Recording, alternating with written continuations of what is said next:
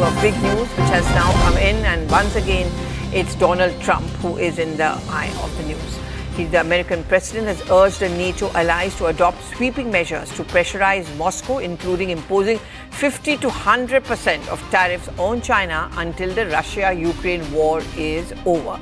In a lengthy post on Truth Social, Donald Trump addressed all the NATO countries and the world and said that he has said that Washington was prepared to move forward with major sanctions on Russia, but only if European partners halted the purchase of Russian oil and joined in a coordinated action. Remember, he has always been speaking about the fact that Russian oil only has been, kind of sponsoring and funding war against Ukraine. Akanksha is now joining us on the phone line. Akanksha, each day, Donald Trump makes it very clear, you buy Russian oil, you're going to have to pay the price. Absolutely, and this is now doubling down as far as the pressure on Russia is concerned. Because remember, Pallavi, he's been urging all of G7 nations particularly to put a stop to any kind of purchase of Russian oil. And Donald Trump clearly in this Truth Social post is losing patience. He's already made it clear that he will do major sanctions on Russia, but only when all NATO countries are on board with the same sanctions and when they cease oil purchases from Russia. So he's gone on to say that I'm ready to go when you are, just when is the question. So he's clearly losing out on patience. And most of the NATO members, including Turkey or even various EU nations, have been continuing with the purchase of Russian oil and gas.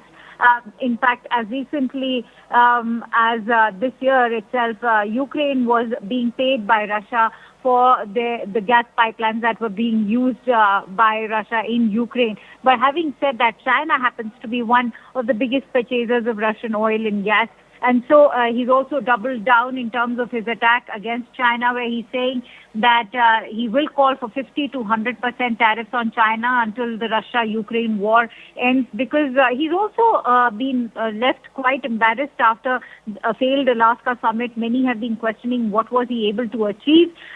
So it's basically now him echoing the same sort of appeals that have been coming in from the Ukrainian President Volodymyr Zelensky, who's also been asking for sanctions not just against China but also India. But what's surprising over here is rather a pleasant surprise that he's not mentioned India in this entire post, which means that that's also an indication that the United States and India are perhaps very much in the middle or in the thick of the negotiations, and we can expect a positive outcome given that Donald Trump has in fact only referred to Russia and China this time around.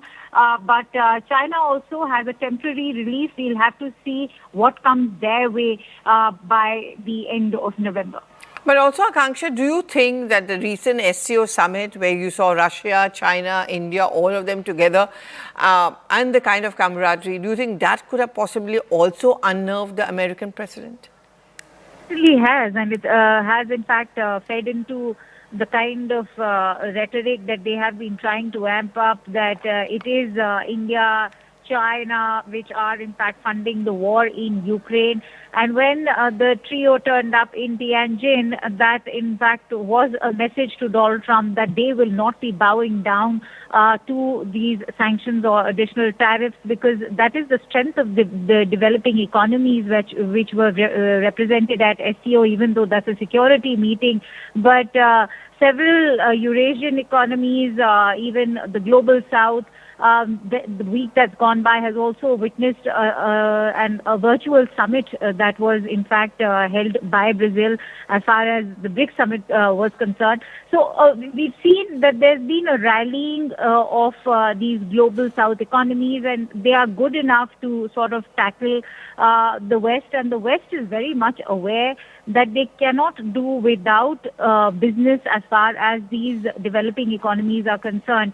EU is very mindful of that, and EU President Ursula von der Leyen, in fact, is very mindful of that. In her constant and consistent engagement with the Indian Prime Minister, she's always maintained that much can be achieved out of the FTA that is being forged between EU and India. And she, in fact, has appealed to Prime Minister Modi that he must use his good offices to, in fact, mediate the conflict in Ukraine. So Donald Trump, at the moment, all of his attack is also coming out from a space of frustration.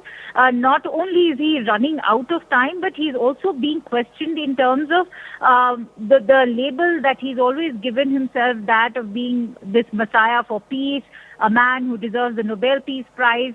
All of that has now been put to question, given that he's not achieved anything with the Russian President Vladimir Putin, who rather from the Chinese soil had attacked him and had corrected him for his demeaning language, especially for gigantic economies like India and China. Okay, Akanksha, thank you very much, but do hold on with us if it's possible. Ravindra Sachdeva is also now joining us on the phone line. Thank you very much for speaking to us.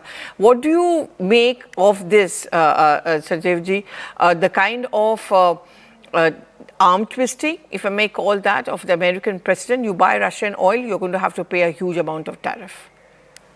No, certainly. I mean, there are multiple layers playing out. One is, the U.S. is playing in a way the good cop, bad cop routine with India.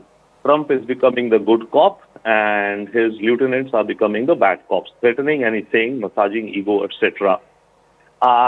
Secondly, we can expect now the tempo and crescendo for the EU and also, by the way, the G7 to impose tariffs on countries importing oil from Russia. Okay, today only I think they've called for a meeting with the G7, I think Scott Bessent or something, to discuss exactly this issue. So what it could mean is that India could, definitely face additional tariffs due to Russian oil on the oil part of the deals. China could also be, I think, this time round, because now it will become very obvious, starkly, if sanctions or tariffs are not imposed on China, which is a bigger buyer than India of the Russian oil, right? So there is a probability, I would think, that if this time the EU gets pressured in and does decide to take action and says, okay, we are imposing 50% tariffs on all who import, India, for them, it seems to be a soft target, right? But China, will they do it? And EU wants its own relations with China. So that's all there. Plus then also the G7. A virtual meet of the finance ministers to discuss this exact issue. So in the overall, I think the issue with tariffs due to Russian oil will heat up. That is now separate than the issue on the trade deal with the US of India being discussed, which is the 25% tariffs. So what it seems also is that the US has decided, I think, to decouple the trade matters and the Russian oil matters. Okay, I do hold on, because I'm just going to go across to former diplomat, Mr. KB Fabian, as well. Thank you so much for joining us. The recent SCO summit, where possibly the camaraderie between Russia, China, India, would you say that has also unnerved Donald Trump, and also the duplicity, because they are objecting to us buying Russian oil or anyone buying Russian oil, but America also happens to be one of the biggest purchaser of, say, Russian energy, gas? Well, I think we have to understand one or two things. Even when Trump just the other day said nice things about Prime Minister Modi, I had taken the position that we have to take it with a pinch of salt. Second point is that, Trump talks about secondary sanctions. Now, he's not using the words correctly, because secondary sanctions mean that in case America sort of applied sanctions on Iranian oil, and if an Indian company purchases it, then what happens is that that company is sanctioned, meaning that company cannot do any business with the United States. And in the real world, it cannot do business even with another company in Italy, because nobody wants to touch a company which is sanctioned by the United States. But in the present case, he is not punishing the oil importing company. He is punishing the exporter of seafood, textiles, and German jewelry. So there is a certain, Trump is using the words incorrectly. But that apart, now we are told that he is asking the G7. I don't expect the G7 to agree to it. I cannot think of UK agreeing to it, France agreeing to it, Canada agreeing to it, and even Germany. It's only the NATO Secretary General who has been talking so much about, imposing tariffs on India, but I don't think he has got real political support. So I don't think we should worry much about it. We shouldn't worry too much about it. Okay, Mr. Sachdev, where do you think it's going to go on from here now? I mean, you cannot arm twist, say, a country like China, and Russia is, of course, going to start calling the bluff, and is also, in a sense, giving a thumbs down to America. What do you foresee is going to be happening next? I mean, in the big picture of things, I do think that America will get even more aggressive. Okay.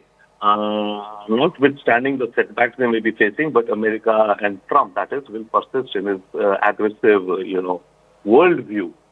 And they will try to, figure out one way or the other way. Tariffs are not working. Some other reason may come up, BRICS and the talk of dollars on BRICS and all. America is essentially looking to contain the rise of China on the one hand, but I think more than that now, America is looking to pre-establish its global hegemony and dominance for this, next whatever century, as per what Trump feels will be the best way forward for America. That's what Trump feels. So he is going to absolutely, I think, dig down and keep on going. He may move back a bit, come back a bit, all of that. He'll spar like in a boxing match. He loves sparring.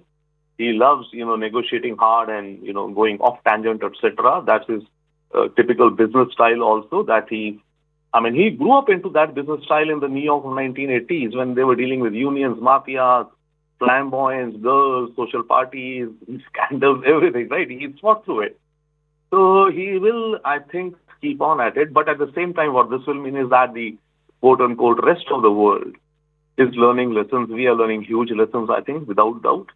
And the rest of the world, there are realignments happening. You mentioned the SCO. I was there at the SCO summit the day after Prime Minister and Xi Jinping meeting at a conclave of the think tanks to review the outcomes of the SCO and the Global South. And what I could sense was clearly, the Global South generally and the SCO more or less, they're all trying to, the unsaid, elephant in the room is the United States, but they're all trying to beef up their own relations, synergies, cultural exchanges, etc. So that will grow, I think, and it will be a nuanced foreign policy we will have to pursue, of course, with Russia, with China, not blindly. I mean, with China, it's got to be inch by inch on various things. Let's see. Let's probe if China is willing. China may have been willing for slight war. I think one reason could have been also the SCO summit. Xi Jinping wanted to make it a success, which was to his, he's the host. So China may have, mellowed a bit because of that. But let's see if the mellowing of China and coming to the discussion table and lowering firstly but Mr. Fabian, where does this leave India? Because, that kind of pressure he has, of course, imposed an additional 25% tariff on us because of us buying Russian oil. And we've always made it very clear that we are going to do what is best for the country. What do you think about India in this context, especially since Donald Trump of late seems to be mellowing down?